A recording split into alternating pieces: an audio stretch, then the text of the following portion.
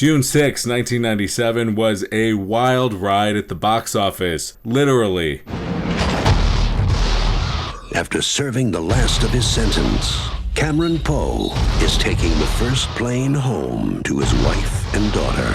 Nicolas Cage flew sky high and mullet first in Con Air, a gloriously over-the-top action flick where the inmates ran the asylum at an altitude of 30,000 feet. It crash-landed straight into the #1 spot with explosions, one-liners, and stuffed animals.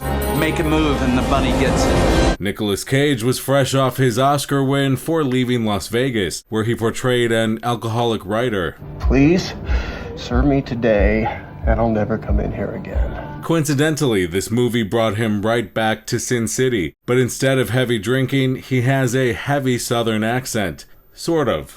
Happy birthday, darling. The song you hear in the background is How Do I Live, recorded by Trisha Yearwood, especially for the soundtrack. Weirdly, the single dropped on the same day as the Leanne Rimes version of the song. Both of them were big hits. I'm Jerry Bruckheimer, the producer of Crimson Tide and The Rock. Con Air was the first movie produced by Jerry Bruckheimer since the untimely death of his partner Don Simpson. It was a massive success financially, taking in $24 million opening weekend and ultimately grossing $224 million worldwide. Thank you, and have a pleasant flight.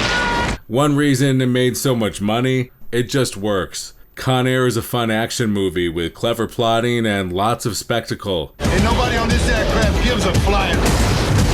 The supporting cast is also incredible. Today's flight is a special one. John Malkovich, John Cusack, Danny Trejo, Ving Rhames, Steve Buscemi, and Dave Chappelle. Need I say more? Stewardess, what's the in-flight movie today?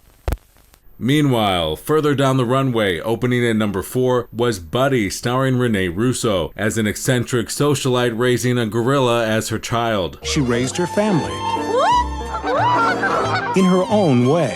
Yes, this is a real movie, and yes, it's based on a true story, who was later the subject of the controversial documentary Chimp Crazy. Buddy earned a paltry $3 million in its first weekend at the box office, and ultimately earned less than half of its $25 million budget. I got to chew it on. Well, it's the only way he eats, you know that. This was the kind of double feature that made you ask, do I want to see Nicolas Cage kill a bunch of bad guys, or watch a primate learn table manners? Your foot goes on the floor. Oh my God.